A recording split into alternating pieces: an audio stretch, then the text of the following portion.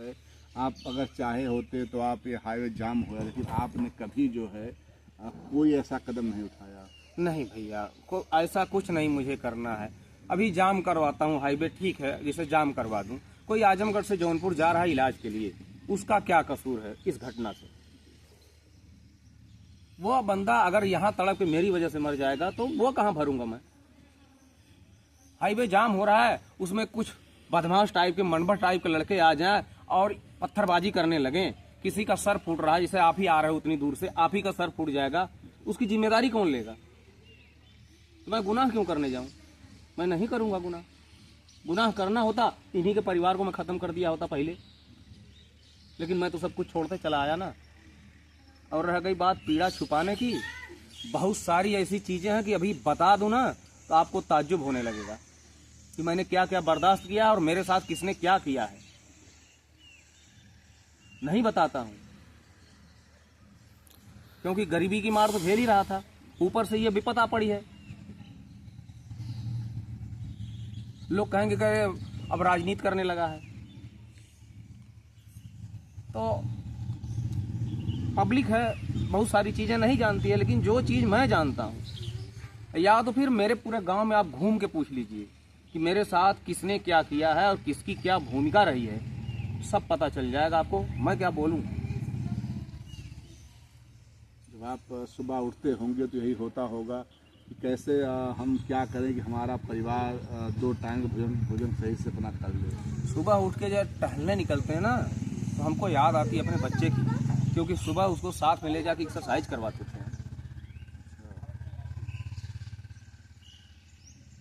भोजन तो छोड़ दीजिए, आंख से आंसू थमते नहीं है। और जितने लोग टहलते हुए मिलते हैं ना, सब लोग हमको समझाते हुए चलते हैं।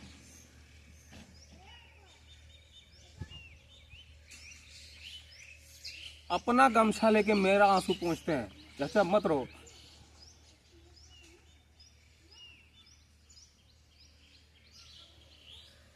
यही होता है, कभी कभी लोग अपने पीड़ा को बयां नहीं कर पाते हैं क्योंकि मजबूरियां होती हैं।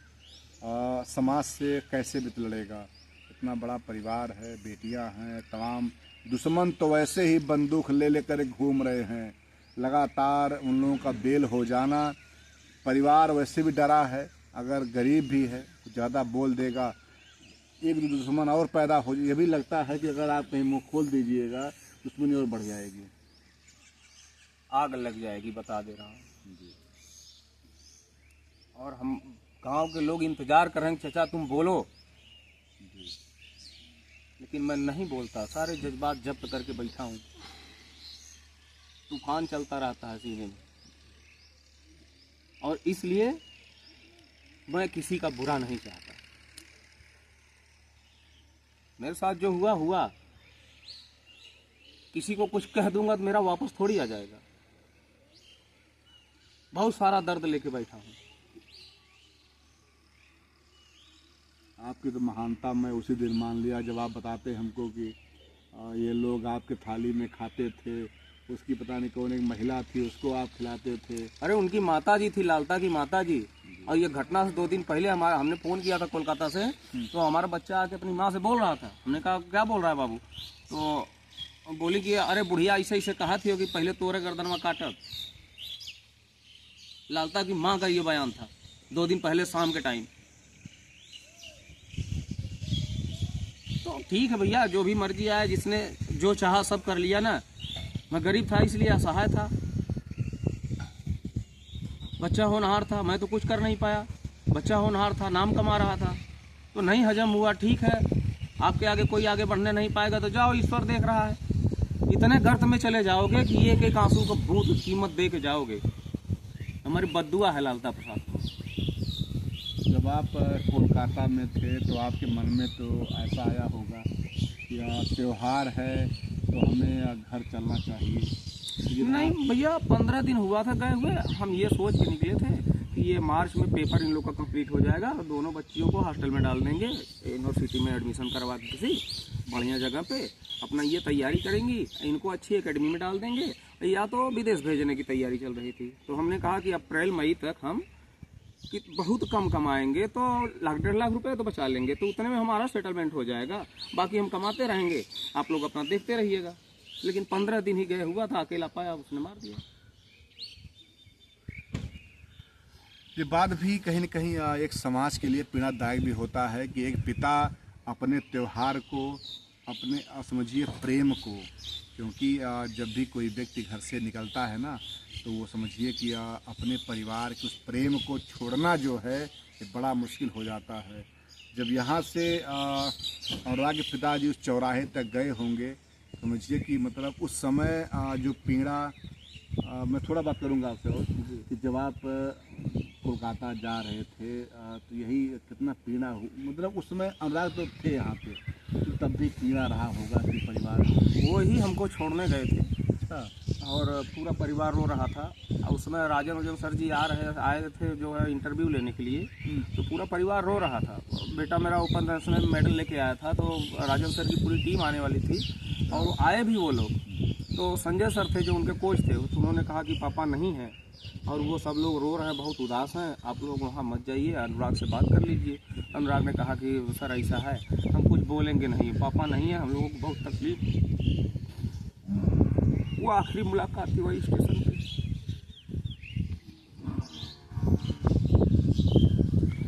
दोस्तों बातें ही ऐसी हैं कि जब पिताजी उनके पुरानी बातें को याद करते हैं। अच्छा, एक और लास्ट बात, जब आप मतलब वो विदा करते हैं तो क्या कुछ चाय पानी साथ में हुआ था उस समय कि नहीं? नहीं, ट्रेन का टाइम हो गया था, हमने उनको 100 रुपये दिया, हमने कहा बेटा जाओ रास्ते में कुछ खा पी लेना, और वो 100 रुपये लेके आया, वो अपनी मम्मी को दे दिया। क्योंकि ऐसा होता है कि जब लोग बाहर रहते हैं, वो बॉम्बे हो चाहे दिल्ली चाहे कहीं भी, एक तो परिवार दूर रहते हैं, दोनों टाइम खाना बनाओ, खाना खाओ, ड्यूटी करो, और इतना मतलब बड़ा समझिए लोग जो घर का मालिक होता है दर्द को लेकर जीता है।